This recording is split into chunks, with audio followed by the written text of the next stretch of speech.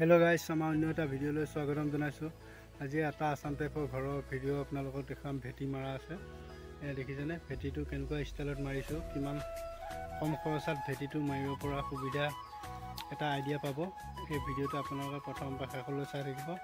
কেনেকুৱা কম খৰচত 100 মিটাৰত ভেটিটো গাঁঠিব পাৰি মই আপোনালোকক সম্পূৰ্ণখিনি দেখুৱাই দিম। ভিডিঅ'টো প্ৰথম পৰা শেষলৈ স্কিপ নকৰাকৈ চাই থাকিব। এই ভেটিটো ইটা কিমান দৰকাৰ আছে মই কৈ দিম। আপোনালোকে ভিডিঅ'টো স্কিপ নকৰাকৈ সম্পূৰ্ণখিনি চাই থাকিব আৰু মাজত আমি ভেটি কাটা নাই আৰু কেনেকুৱা ষ্টাইলত কি কৰিম আপোনালোকক দেখুৱাই দিম। ভিডিঅ'টো চাই থাকিব। এয়া আমি আজি ঘৰটো বিম মাৰা হৈ আছে। আজি আমি ইয়াত ভেটিটো গাঠিম, ঘৰটো ভেটি গাঠিম। বিমটো আমি দিছোঁ 10 mm ৰড 3ডাল কৰি দিছোঁ আৰু বহলটো দিছোঁ বিমটো সাইজ 5 ইঞ্চি আৰু হাইটটো দিছোঁ 7 ইঞ্চি।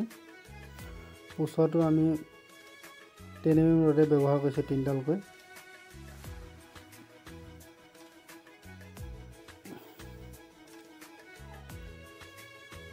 আজি আমি ভেটিটো গাঠিম। আপোনালোকে ভিডিঅ'টো স্কিপ নকৰাকৈ প্ৰথম পৰা শেষলৈ চাই থাকিব। কম ইটাত এটা ভেটি আপোনালোকে কেনেকৈ গাঠিব পাৰি ঘৰৰ, তাকেই মই আজি আপোনালোকক দেখুৱাম আৰু আপোনালোকে আশা কৰোঁ ভিডিঅ'টো চাই ভাল পাব। ভিডিঅ'টো চাই থাকিব আৰু যিহেতু আজিকালি ইটাৰ দামটো বহুত আৰু কম ইটাত ভেটিটো কৰিব পাৰিলে ভেটিটোত বহুত ইটা গুচি যায়। কম ইটাত কৰিব পৰা এটা সুবিধা মই আপোনালোকক দেখুৱাম আজি। ভিডিঅ'টো চাই থাকিব, মই আপোনালোকক বুজাই দি আছোঁ। ঘৰটোৰ দীঘলটো আছে 30 ফুট আৰু বহলটো আছে 26 ফুট। আমি ফাইনেলি এইখিনি আমাৰ আজি গাঁথনি কৰা হৈ গ'ল। এখন আমি এতিয়া গাঁথনি কৰা হৈ গ'ল।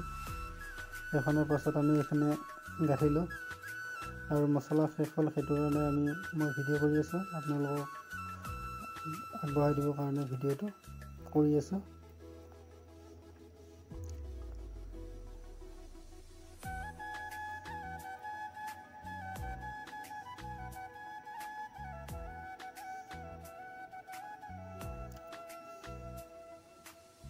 ফাইনেলি আমাৰ ভেটি গাঁঠা আজি 3টা ছাইড হৈ গ'ল আৰু ফ্ৰণ্ট ছাইডটো আমি ভেটিটো গাঁঠা নাই, ট্ৰেক্টৰ সোমোৱাই মাটিটো ভৰোৱা হ'ব আৰু আমি BPCটো পিছদিনাখনে BPCটো আমি মাৰি আছোঁ। 10 mm ৰড এডালকৈ দিছোঁ BPC ঢালাই কৰোঁতে আৰু এই ৰডটো দিলে ভেটিটো বহুত মজবুত হয় আৰু মাটি ভৰালে ভেটিটো ফাটা চান্সটো নাথাকে। সেইটো কাৰণে আপোনালোকে পাৰিলে এডাল ৰড 8 mm হওক বা 10 mm হওক এডাল ৰড দি BPC ঢালাইটো 3 ইঞ্চিমান দি দিব। মাটি ভৰালে ভেটিটো ফাটি যোৱা চান্সটো নাথাকে। আমি এনেকৈ দিওঁ, ৰড দি BPC ঢালাইটো কৰি দিওঁ। দেখিছেনে এডাল ৰড দিছোঁ।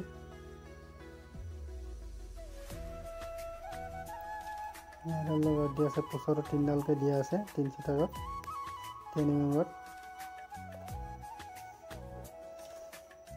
আমাৰ 3টা ছাইড BPC মাৰি কমপ্লিট কৰি দিম আজি। আৰু মাজৰ যিটো মই কৈছিলোঁ কম খৰচত আপোনাৰ সেই বস্তুটো মই আপোনালোকক দেখুৱাই আছোঁ। আমি মাজত পাৰ্টিশ্যন গাঁঠা নাই আৰু BPCৰ পৰা 7 ইঞ্চি ডাউন কৰি মাজৰ পোষ্টকেইটা আমি ঢালি থৈ দিছোঁ। ইয়াত তেতিয়া আমি মাজত আমি পোষ্ট দিছোঁ নহয়, এইকেইটা মাজৰ পোষ্ট। ৰুম থাকিব এটা ছাইডে 14, 15, 13, 2টা ৰুম এটা ছাইডে আছে আৰু এটা ছাইডে আছে 12, 13 ৰুম 2টা আৰু 6 ফুট আৰু 13 ফুট বান্দা আছে। ঘৰটো 30 ফুট আৰু 26 ফুট দীঘল বহল।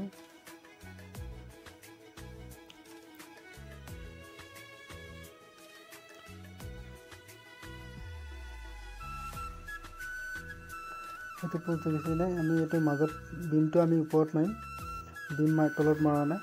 বিমটো ওপৰৰ পৰা ডাইৰেক্ট 3 ইঞ্চি ৱাল কাটিম। সেইটো কাৰণে আমি মেইন পোষ্টৰ মাজত আকৌ এটা বিমটো ঢালালৈকে পোষ্ট লগাই দিছোঁ। সেইটো পোষ্ট দেখিছেনে, এইবিলাক পোষ্টবিলাক আমি মাজে মাজে ঢালি দিছোঁ। মেইন পোষ্ট যিকেইটা সেইকেইটা ওপৰলৈ গুচি যাব টপ লিণ্টাৰলৈ, কিন্তু মাজৰ যিকেইটা ছাপোৰ্ট দিছে এইটো ছাপোৰ্ট, এই ছাপোৰ্টটো লিণ্টাৰত ঢলাৰ পাছত টাইপিং ঢলাৰ পাছত বন্ধ হৈ যাব। আৰু এনেকৈ কৰিলে আপোনালোকৰ ইটা কম লাগিব। এই ঘৰটোত বালি লাগিব 12 CM, গিটি 6 CM, ৰড 6 কুইণ্টেল লাগিব, কইল 1 কুইণ্টেল আৰু ইটা 6000, গিটি 6 CM এইখিনি লাগিব। বৰ্তমান আমাৰ ভেটিটোত গোটেই 4 চাইড গাঁঠিব লগা হ'লে 1000 ইটা যাব। বৰ্তমান আজি এইখিনি কাঠোতে 3টা চাইড 800 ইটা গুচি গ'ল।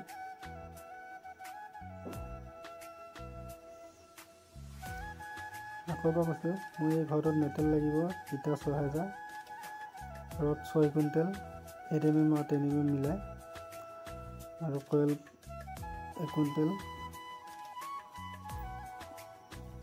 বালি 12 CM, গিটি 6 CM হ'লে 30 ফুট বা 26 ফুট ঘৰটো 3 ইঞ্চি ৱাল দি, ভেটিৰ ওপৰৰ পৰা 3 ইঞ্চি হ'ব, 3 ইঞ্চি ৱাল দি হৈ যাব। এইকেইটা আমি ছাপোৰ্টকেইটা আধা ঢালি দিছোঁ, মাজৰ পোষ্ট এইকেইটা ওপৰৰ পৰা যিমানখিনি ঢলা আছে তাৰ পৰা 7 ইঞ্চি ওপৰলৈ পোষ্টটো হ'ব বিমটো।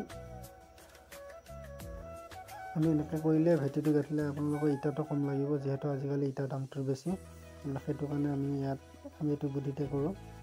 আৰু আপোনাৰ লেঙিটো যিমান নহওক 12 ফুট হওক 10 ফুট হওক কথা নাই, মাজত এটা আপোনালোকে ছাপোৰ্ট লগাই দিব, বিমটো মজবুত হ'ব আৰু ঘৰটো ৱাল কোনোদিন নাফাটে। এইটো কৰি দেখিছেনে, আমি 13 ফুটৰ মাজত এটা খুঁটি লগাই দিছোঁ। এই খুঁটিটো বিমটো ঢলাৰ পাছত নাইকিয়া হৈ যাব, যিকেইটা মেইন পোষ্ট সেইকেইটা উঠি যাব। আৰু BPC ঢালাই আমি 3 ইঞ্চিকৈ দিছোঁ। এই দেখিছেনে পোষ্টকেইটা ঢলা, মাজৰ পোষ্টকেইটা ঢালি থৈছোঁ, আৰু 3টা পোষ্ট ঢালিব আছে, সেইকেইটা আমি মাটি ভৰোৱাৰ পাছত ঢালিম। পুটিংটো কৰি থৈছোঁ, এইটো দেখিছেনে মাজত, আৰু এইকেইটা ঢালি থৈছোঁ, এইটো ঢলা নাই, এইটো আমি পিছত ঢালিম। ভিডিঅ'টো চাই এটা লাইক কৰিব, আমাৰ চেনেলটো ছাবস্ক্ৰাইব কৰি দিব, আগলৈ এনেকুৱা আছাম টাইপৰ ঘৰৰ ভিডিঅ' পাই থাকিব।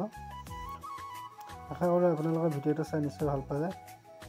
ভিডিঅ'টো চাই এটা খালি লাইক কৰিব, আমাৰ চেনেলটো ছাবস্ক্ৰাইব কৰি দিব। আজিলৈ আমাৰ চেনেলত যিমানবোৰ ছাবস্ক্ৰাইবাৰ আছে সকলোকে ধন্যবাদ কৰিছোঁ আমাৰ চেনেলটো ছাবস্ক্ৰাইব কৰাৰ কাৰণে। আগলৈ এনেকুৱা মৰম চেনেহ আশীৰ্বাদ কৰি থাকিব, আৰু এনেকুৱা নতুন নতুন ভিডিঅ' আমাৰ চেনেলত আপোনালোকলৈ আগবঢ়াই থাকিম।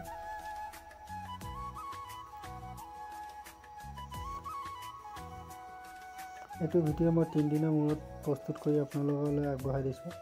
এদিনতে এটা ভিডিঅ' কৰিব পৰা নাযায়, অলপ কৰি থৈ দিছোঁ।